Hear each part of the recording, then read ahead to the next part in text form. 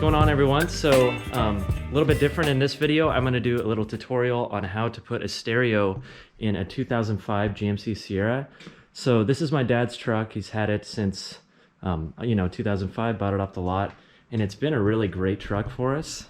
It's definitely had a hard life. We have quite a few rentals, and this has definitely been the workhorse over the years. So it deserves a stereo. We haven't had a stereo in it for few years now, and driving in silence is never good. So what I bought is just kind of some normal speakers, something a little bit shallower, because sometimes it's hard mounting them because it'll hit something on the backside. So I went for these Rockford Fosgates, and then just a normal Pioneer stereo, and then I got this stereo converter.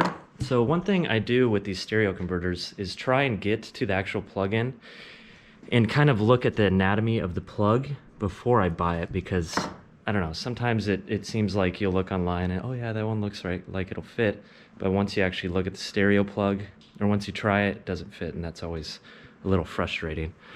And then got this like Metra or whatever, American International mount kit. Comes with instructions, should be real straightforward. So I'm gonna jump right into this and start taking the door panels off, and exposing the old speakers and getting it ready for this new stuff. It should be kind of fun. Always is kind of fun putting a stereo in. So I'll detail out how to do it. There are some videos, but there's always some nuance with every installation, and I'll kind of explain it to you guys. Super straightforward. So one T20 screw here, and then there's a 9/32 head bolt down in this area. Pull this off so you can get the door handle past the door panel, and then you have this, and there's a screw back in here. Just pry on this side of it, and then that'll come off. So there's basically 4 fasteners. So one more, there's this thing back here, and it's one of those, it's like ribbed, and you just push it in. There's no screw behind it or anything, so hard to see, but pull that one out, and then you should be able to push the door panel up. One more thing, you do have to remove this, the mirror thing, and be careful when you're pulling these off, because they are kind of fragile and the clips can break. So once that's all off, then you're going to pull the door panel upward and then out, and then obviously there's going to be some electrical connections for the window switch and stuff, and this light down here. So pretty simple, other than trying to get those electrical connectors off can be kind of challenging, but I'll take up with you guys in a minute. Got the door panel off this guy. So if you have stock speakers, they have this like cover that's really held in here, and you're not going to need that if you're using a speaker like I am, where it's screwed on. So I just kind of broke it off. It was really hard to get off otherwise, trying to save it, so broke that guy off. And then I'll make a table for the speaker wire polarities for each one. It can be kind of hard to figure it out, but using this plug, I kind of worked backwards from the colors, because the color, it stays consistent up to that plug. So I'm gonna get this speaker in there. You just cut this off and then put the pigtail on there, or you could probably get a converter, but I find it easier just to splice it in there. And then I'll drill some holes for the speaker, get that guy on there, and then probably go to the other door panel.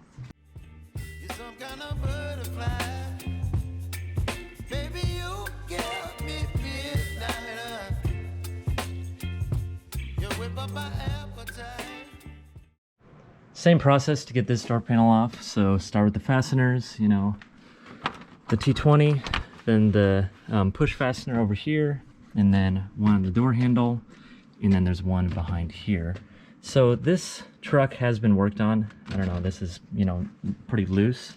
And one thing you can do is, in the composites industry, they use something called tacky tape, and that's a really good thing to put on here to re-adhere it. But for this, I might just use like some polyurethane adhesive, something that we have around. So for this one, already cut this off, but I'm going to do the same process, and I'll show you guys the speaker when it's in there. Got the speaker in the front of this bad unit, so moving on to the rear. This one, you're going to do a similar process, taking off this cover, and then this has to come off, and then there's a screw right there, and then there's one down in this corner. So don't forget the one down in the corner. It's kind of hard to find.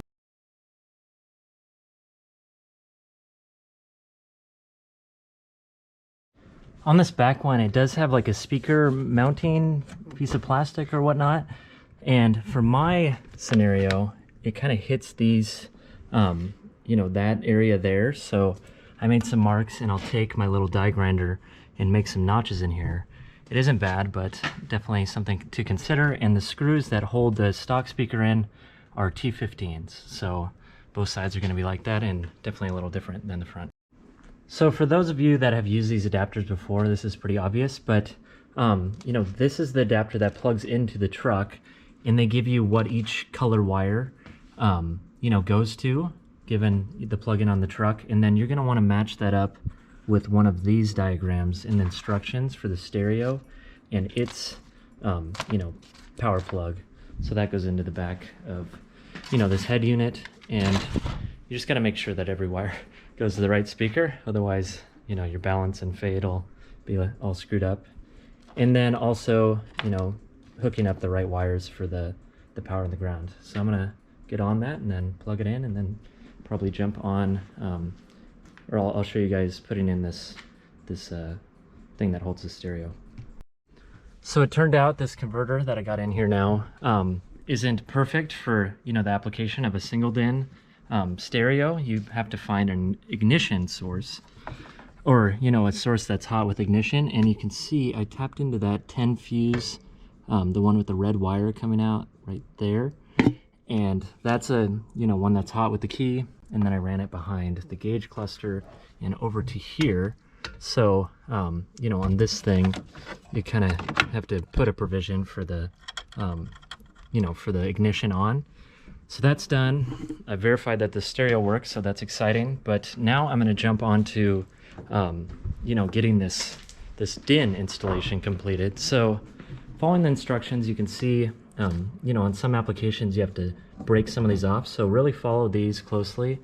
And once I get this all prepared, I'll show you what I did, and it should be good. So you can see once you've cut all the clips off of this thing, it basically just replicates the stock stereo. So screw on that side, screw on the back side on the DIN, and this guy is ready to go in.